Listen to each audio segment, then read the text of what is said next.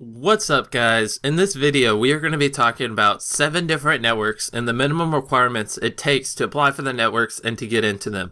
Now, there are a lot more than these networks. I'll go ahead and mention the ones I'm going to talk about. I'm going to be talking about Machinima, RPM, ParaMaker, Union for Gamers, Yoush, TGN, and 8byte.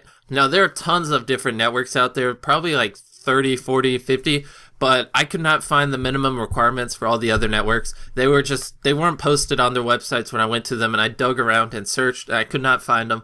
So these are the 7 networks that I could actually find the minimum requirements you need to apply, and I'm pretty sure these are the networks most people care about and are, if you're going to apply for a network, you'll probably apply to these because these are the most legit ones. But anyways, we'll be talking about Machinima first because they're the most prestigious.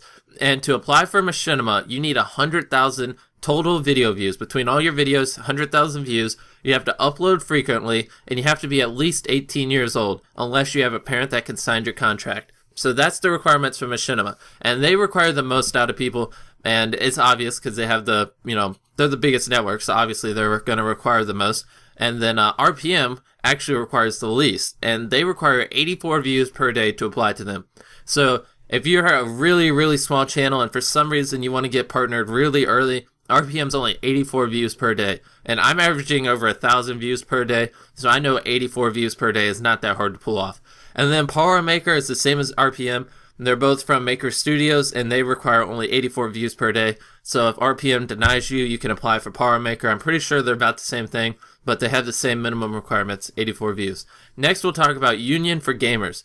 Now, they require actually 1,000 subscribers. Now, I don't even have 1,000 subscribers, so that's a pretty big, minimum requirement. And you have to average 8,000 views per month. So the views isn't too hard, but to have 1,000 subs, that's pretty hard. So obviously Union for Gamers is one of those networks you would apply to after your first year contract ended with a different network. Because, generally you're going to get a partnership before you have 1,000 subs. So that's Union for Gamers. They're part of Curse Network. And then Yoush is the next one we'll talk about. They require 1,500 subscribers and 75,000 total video views. And so they're also like Union for Gamers. You typically apply for RPM or something with low requirements, wait out your first year with them, and then when your first year contract is over, you'd go to a bigger network like Yoush or Union for Gamers or even Machinima if you wanted to, have bragging rights and feel all prestigious and stuff like that.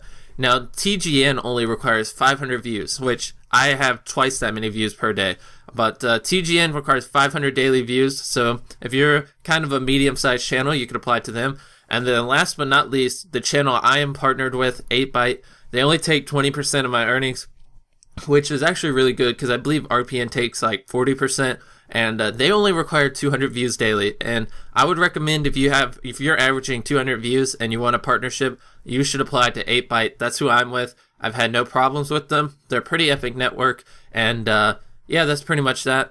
So pretty much I've just ran you through all the stats it takes to apply to networks. But one of the biggest things you need to do on your own, and you need to check whenever you get your contract and while you're reading it, don't join a network that takes more than 20% of your earnings. Because, what is that network doing that makes it where they should have more than 20% of the money you earn? I don't know really how to explain it, but I'm pretty sure you can understand what I'm saying.